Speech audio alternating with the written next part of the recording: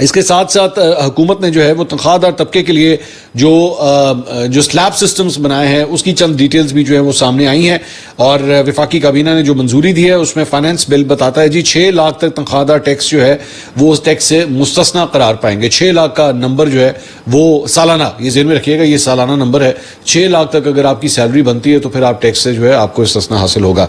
6 لاکھ سے لے کے 12 لاکھ تک کی جو تنخواہ لینے والے افراد ہوں گے، 6 لاکھ سے اوپر جو رقم جائے گی اس کے اوپر 1% جو ہے وہ ان کو ٹیکس جو ہے وہ لگے گا۔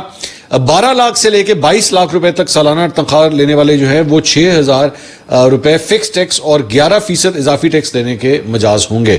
اس کے ساتھ ساتھ 22 لاکھ روپے سے 32 لاکھ روپے تک سالانہ تنخواہ لینے والے افراد پر فکس ٹیکس جو ہے 1,16,000 اور 23% اضافی ٹیکس جو ہے وہ آپ کو ادا کرنا ہوگا۔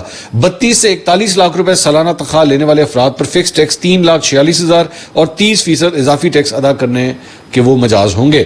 41 لاکھ سے اوپر سالانہ تنخواہ لینے والوں کو 6,16,000 فکس ٹیکس اور 35% اضافی ٹیکس جو ہے وہ ادا کرنا ہوگا۔